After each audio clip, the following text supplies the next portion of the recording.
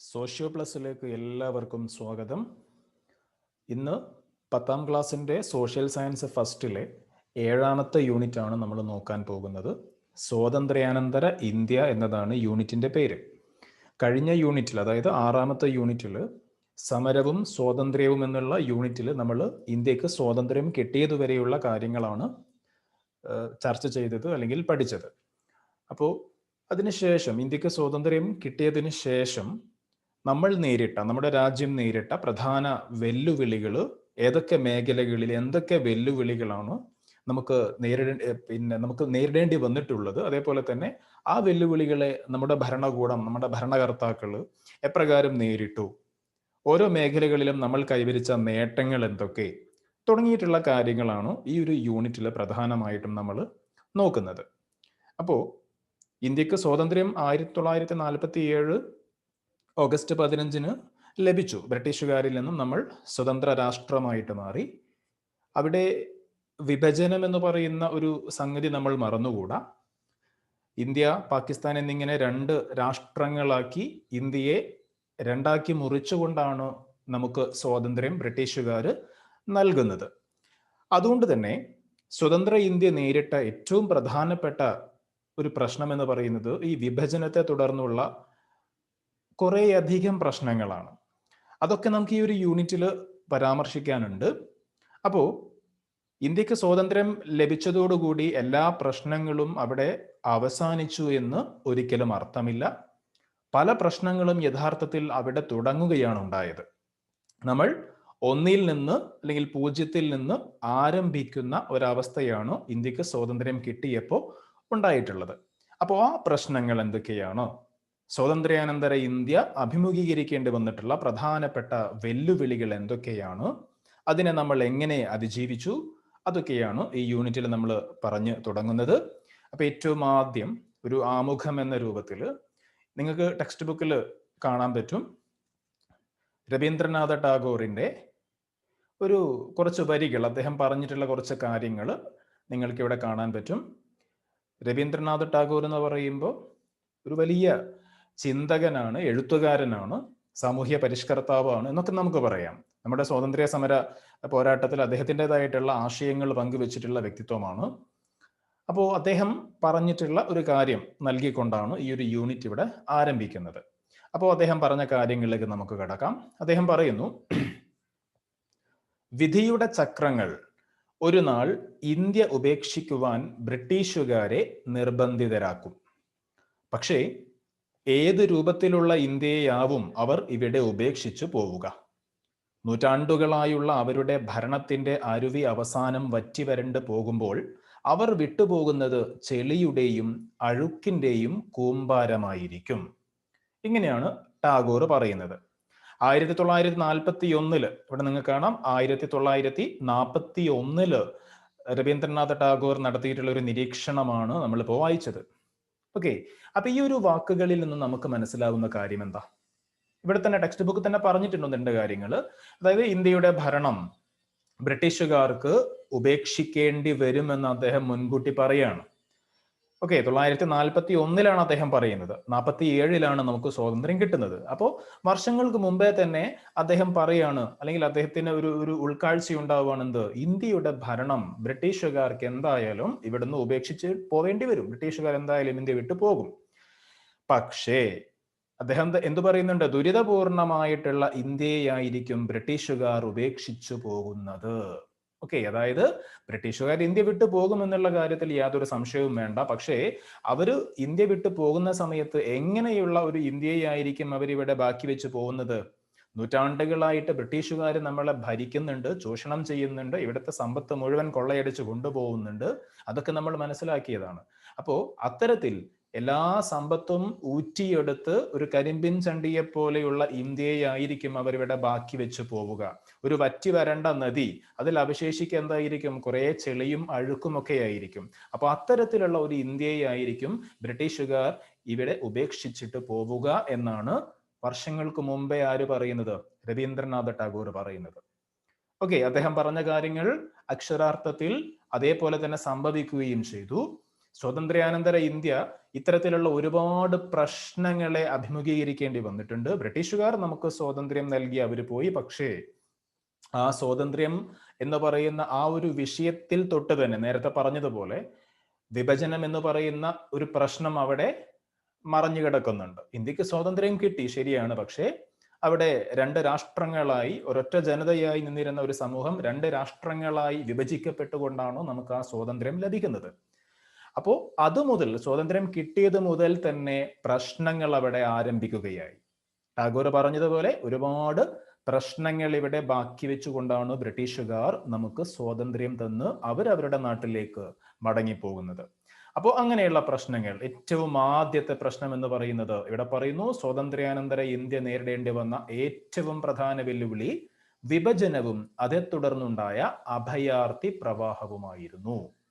Okay, അപ്പൊ നമ്മൾ നേരിട്ട ഏറ്റവും ആദ്യത്തെ സ്വാതന്ത്ര്യാനന്തര ഇന്ത്യ അല്ലെങ്കിൽ സ്വാതന്ത്ര്യം കിട്ടിയതിന് ശേഷമുള്ള നമ്മുടെ ഭാരതം, നമ്മുടെ ഇന്ത്യ നേരിട്ട ഏറ്റവും പ്രധാനപ്പെട്ട വെല്ലുവിളി എന്ന് പറയുന്നത് നമുക്ക് പോയിന്റാക്കി ഓർത്തു വെക്കാം. ഒന്നാമത്തെ പോയിന്റ് എന്താ? ഏറ്റവും പ്രധാനപ്പെട്ട വെല്ലുവിളി ഇന്ത്യ വിഭജനം, ഇന്ത്യ പാക് വിഭജനം, അല്ലെങ്കിൽ വിഭജനം എന്ന് മാത്രം പറയാം. വിഭജനവും അതേ തുടർന്നുണ്ടായ അഭയാർത്ഥി പ്രവാഹവുമായിരുന്നു ഏറ്റവും പ്രധാനപ്പെട്ട വെല്ലുവിളി. അപ്പോൾ അതാണ് നമ്മളിവിടെ പരാമർശിക്കുന്ന, പഠിക്കുന്ന ഏറ്റവും ആദ്യത്തെ ഒരു വിഷയം. ഓക്കെ, സ്വാതന്ത്ര്യാനന്തര ഇന്ത്യ നേരിട്ട ഏറ്റവും ആദ്യത്തെ പ്രധാനപ്പെട്ട ഒരു വെല്ലുവിളി അഭയാർത്ഥി പ്രവാഹമാണ്. ഇവിടെ നിങ്ങൾക്ക് കുറച്ച് ചിത്രങ്ങൾ കാണാൻ പറ്റും. മുകളിൽ കൊടുത്തിട്ടുള്ള ചിത്രങ്ങൾ ശ്രദ്ധിക്കാൻ ഇവിടെ പറയുന്നുണ്ട്. ആ ചിത്രങ്ങളിൽ നമുക്ക് കാണാം കുടുംബാംഗങ്ങളോടൊപ്പം അവരുടെ സാധനങ്ങളും ഒക്കെയായിട്ട് ഭാണ്ഡക്കെട്ടുകളും ഒക്കെ തലയിലേറ്റി നടന്നു നീങ്ങുന്ന അഭയാർത്ഥികളാക്കപ്പെട്ട ജനങ്ങളുടെ ചിത്രങ്ങള് നമ്മൾ പിന്നെ ഇവിടെ കാണുന്നുണ്ട്, അല്ലെ? പിന്നെ വിഭജനവും അതിനെ തുടർന്നുള്ള പല പ്രശ്നങ്ങളും ചെറിയ ക്ലാസ്സുകളെ ഒരുപക്ഷെ നമ്മൾ കേട്ടിട്ടുണ്ടാവും, നമ്മൾ പഠിച്ചിട്ടുണ്ടാവും. അപ്പൊ ഇവിടെ ഒരുപാടൊന്നും നമുക്ക് പഠിക്കാനുള്ള, വളരെ കുറച്ച് കാര്യങ്ങൾ മാത്രമേ ഈ ഒരു അഭയാർത്ഥി പ്രവാഹവുമായിട്ട് അല്ലെങ്കിൽ നമ്മുടെ വിഭജനവുമായി ബന്ധപ്പെട്ടുകൊണ്ട് നമുക്ക് പഠിക്കാനുള്ളൂ. അപ്പോ ഇങ്ങനെയുള്ള ചിത്രങ്ങൾ നമ്മളിപ്പോ ഈ ഒരു ചിത്രങ്ങളായിട്ട് കാണുന്നു. ഇതൊക്കെ നടന്നു കഴിഞ്ഞിട്ടുള്ള കാര്യങ്ങളാണ്. എത്രയോ കോടിക്കണക്കിനാകുന്ന ആളുകളാണ് ഇന്ത്യയിൽ നിന്ന് പാകിസ്ഥാനിലേക്കും പാകിസ്ഥാനിൽ നിന്ന് ഇന്ത്യയിലേക്കുമായിട്ട് ഇത്തരത്തിൽ പലായനം നടത്തിയിട്ടുള്ളത്, പലായനം ചെയ്തിട്ടുള്ളത്. ഓക്കെ, അപ്പോ വിഭജന കാലത്തെ ഇന്ത്യയിലെ സാധാരണ കാഴ്ചയായിരുന്നു ഇത്. അതായത് ഞാൻ പറഞ്ഞു നേരത്തെ, ഒരുപാട് ആളുകൾ, ലക്ഷക്കണക്കിനല്ല കോടിക്കണക്കിന് ആളുകൾ തന്നെ ഇന്ത്യയിൽ നിന്ന് പാകിസ്ഥാനിലേക്കും പാകിസ്ഥാനിൽ നിന്ന് ഇന്ത്യയിലേക്കുമായിട്ട് ഈ ഒരു വിഭജന കാലഘട്ടത്തിൽ പലായനം ചെയ്തിട്ടുണ്ട്. ഓക്കെ, അക്കാലത്ത് ഇന്ത്യയിൽ നിന്ന് പാകിസ്ഥാനിലേക്കും പാകിസ്ഥാനിൽ നിന്ന് ഇന്ത്യയിലേക്കും അഭയാർത്ഥി പ്രവാഹങ്ങൾ ഉണ്ടായി. ഇതോടൊപ്പം തന്നെ ഈ അഭയാർത്ഥി പ്രവാഹങ്ങൾ ഉണ്ടാവുന്നത് മാത്രമല്ല അന്നത്തെ പ്രശ്നം, ഇതോടൊപ്പം എന്തും സംഭവിക്കുന്നുണ്ട്. രാജ്യത്തിന്റെ പല ഭാഗങ്ങളിലും വർഗീയ ലഹളകൾ നടക്കുന്നുണ്ട്. ഹിന്ദു മുസ്ലിം കലാപങ്ങൾ രാജ്യത്തിന്റെ പല ഭാഗങ്ങളിലും അരങ്ങേറുന്നുണ്ട്. പ്രധാനമായും ഈ ഹിന്ദു മുസ്ലിം വർഗീയ ലഹളകൾ നടന്നിട്ടുള്ള സ്ഥലങ്ങൾ ഇവിടെ പറയുന്നുണ്ട്. കൽക്കട്ട, അതേപോലെ ബീഹാർ, നവഖാലി, ദില്ലി, പഞ്ചാബ്, കശ്മീർ തുടങ്ങിയിട്ടുള്ള സ്ഥലങ്ങളിലൊക്കെ ഈ ഒരു വർഗീയ ലഹളകൾ അതിന്റെ പാരമ്യത്തിലായിരുന്നു. രക്തരൂക്ഷിതമായിട്ടുള്ള കലാപങ്ങൾ ഈ പ്രദേശങ്ങളിലൊക്കെ നടന്നു. കൽക്കട്ട, ബീഹാർ, നവഖാലി, ദില്ലി, പഞ്ചാബ്, കശ്മീർ ഇവിടങ്ങളിലൊക്കെ. മാത്രമല്ല ആയിരക്കണക്കിന് ആളുകൾ ഈ ഒരു വർഗീയ ലഹളകളുടെ ഭാഗമായിട്ട് രാജ്യത്തിന്റെ പല ഭാഗങ്ങളിൽ പിന്നെ കൊല്ലപ്പെട്ടു. സ്ത്രീകൾ ഉൾപ്പെടെയുള്ള ആളുകൾ ആക്രമിക്കപ്പെട്ടു. ഇതിന്റെയൊക്കെ ഫലമായിട്ട് സർവ്വതും നഷ്ടപ്പെട്ട് പലായനം ചെയ്ത വ്യത്യസ്ത വിഭാഗക്കാർ ആരായി മാറി? അഭയാർത്ഥികളായിട്ട് മാറി.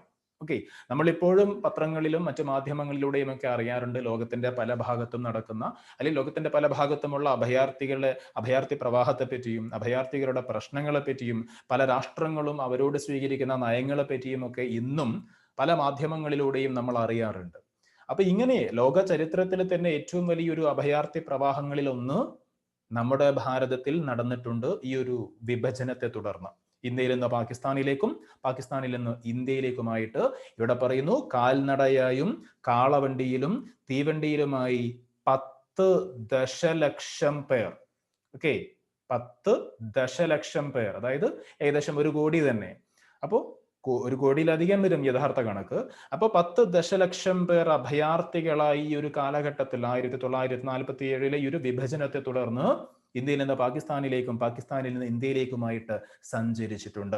ഓക്കെ, സ്വാതന്ത്ര്യാനന്തര ഗവൺമെന്റിന്റെ ഫലപ്രദമായിട്ടുള്ള ഇടപെടലും പുനരധിവാസ നടപടികളും വഴി ഈ ഒരു അഭയാർത്ഥി പ്രശ്നം പരിഹരിക്കാൻ നമുക്ക് നമ്മുടെ സർക്കാരിന്, ഗവൺമെന്റിന് സാധിച്ചു. അപ്പോ സ്വാതന്ത്ര്യം കിട്ടിയ ശേഷം നമ്മുടെ രാജ്യം നേരിട്ട ഏറ്റവും പ്രധാനപ്പെട്ട ഒരു വെല്ലുവിളി എന്ന് പറയുന്നത് വിഭജനവും വിഭജനത്തെ തുടർന്നുണ്ടായിട്ടുള്ള അഭയാർത്ഥി പ്രവാഹങ്ങളുമാണ്. ഓക്കെ, ഇന്ത്യ പാക് വിഭജനം, അതേ തുടർന്നുണ്ടായിട്ടുള്ള അഭയാർത്ഥി പ്രവാഹം, ഇതാണ് സ്വാതന്ത്ര്യാനന്തര ഇന്ത്യ നേരിട്ട ഏറ്റവും പ്രധാനപ്പെട്ട വെല്ലുവിളി. ഓക്കെ, ഇവിടെ നിങ്ങൾക്ക് ഒരു എക്സ്ട്രാ റീഡിങ്ങിന്റെ ഒരു ബോക്സ് കാണാം. പരീക്ഷയ്ക്ക് വേണ്ടി പഠിക്കാനുള്ളതല്ല, എങ്കിലും നമുക്കൊന്ന് വായിച്ചു നോക്കാം. ഗാന്ധിജിയുടെ രക്തസാക്ഷിത്വം. നമ്മുടെ ജീവിതത്തിൽ നിന്ന് പ്രകാശം മറഞ്ഞു പോയിരിക്കുന്നു, എവിടെയും ഇരുട്ടാണ്. ഗാന്ധിജിയുടെ മരണത്തെക്കുറിച്ച് ജവഹർലാൽ നെഹ്റു പറഞ്ഞ വാക്കുകളാണ് ഇത്.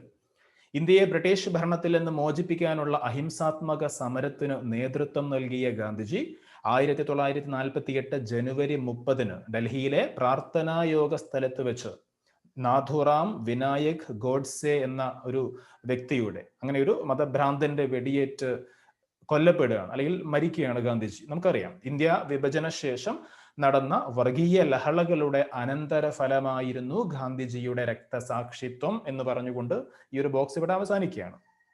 നമ്മൾ നേരത്തെ പറഞ്ഞല്ലോ, ഹിന്ദുക്കളും മുസ്ലിങ്ങളും പല സ്ഥലങ്ങളിലും വർഗീയ ലഹളകൾ നടന്നു, കൽക്കട്ട മുതൽ അല്ലെ, ഇങ്ങനെയുള്ള പല സ്ഥലങ്ങളിലും നടന്നു നമ്മൾ പറഞ്ഞു. അപ്പൊ ഇന്ത്യക്ക് സ്വാതന്ത്ര്യം കിട്ടുന്ന സമയത്ത് രാജ്യം മുഴുവൻ സ്വാതന്ത്ര്യത്തിന്റെ ആഘോഷത്തിൽ മതിമറന്ന് നിൽക്കുന്ന സമയത്ത്, മുമ്പ് പറഞ്ഞതാണ്, ചില ചാപ്റ്റേഴ്സിൽ ഓർമ്മിപ്പിച്ചതാണ്, ആ സമയത്ത് ഗാന്ധിജി എവിടെയായിരുന്നു? ഗാന്ധിജി ഈ ഹിന്ദു മുസ്ലിം കലാപം ഏറ്റവും തീവ്രമായ രൂപത്തിൽ നടന്നിരുന്ന കൊൽക്കത്തയിലെ നവഖാലി എന്ന് പറയുന്ന, അവിടെ കാണാം ഒരു സ്ഥലപ്പേര് നവഖാലി. ഈ നവഖാലിയിലായിരുന്നു മഹാത്മാഗാന്ധി. ഇന്ത്യക്ക് സ്വാതന്ത്ര്യം കിട്ടുന്ന ആ ഒരു വേളയില് നവഖാലിയില് സമാധാനത്തിന്റെ സന്ദേശവുമായിട്ട് ഹിന്ദു മുസ്ലിം ഐക്യം ഊട്ടിയുറപ്പിക്കാനുള്ള ശ്രമത്തിലായിരുന്നു ആര്? മഹാത്മാഗാന്ധി. പലപ്പോഴും ഗാന്ധിജി മുസ്ലിങ്ങൾക്ക് അനുകൂലമായ നിലപാടുകൾ എടുക്കുന്നുണ്ട് എന്നൊക്കെയുള്ള ചില തെറ്റായ ധാരണകളുടെ പുറത്താണ് ഈ ഒരു നാഥുറാം വിനായക് ഗോഡ്സെ എന്ന് പറയുന്ന ആ ഒരു മത തീവ്രവാദി മഹാത്മാഗാന്ധിയെ വെടിവെച്ചു കൊന്നത് എന്നതാണ് സത്യം. ഓക്കെ, അപ്പൊ ഏതായാലും നമ്മുടെ രാഷ്ട്രത്തിന് ബ്രിട്ടീഷുകാരിൽ നിന്നും സ്വാതന്ത്ര്യം നേടി തരുന്നതിൽ, അല്ലെങ്കിൽ നമ്മുടെ രാജ്യത്തിന് സ്വാതന്ത്ര്യം ലഭ്യമാക്കുന്നതിൽ ഏറ്റവും പ്രധാന പങ്ക് വഹിച്ച് മുന്നിൽ നിന്നുകൊണ്ട് ജനങ്ങളെ ഒത്തൊരുമയോടെ മുന്നോട്ട് നയിച്ചിട്ടുള്ള നമ്മുടെ രാഷ്ട്ര നേതാവിനെ, നമ്മുടെ രാഷ്ട്രപിതാവിനെ ഈ ഒരു തെറ്റിദ്ധാരണയുടെ പുറത്താണ് നാഥുറാം വിനായക് ഗോഡ്സെ വെടിവെച്ച് കൊല്ലുന്നത്. ഓക്കെ, ഏതായാലും അതിന്റെ കൂടുതൽ ചരിത്രത്തിലേക്ക് നമ്മൾ കിടക്കുന്നില്ല.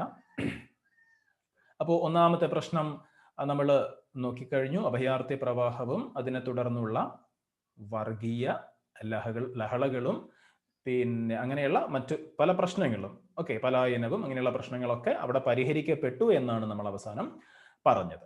ഓക്കെ,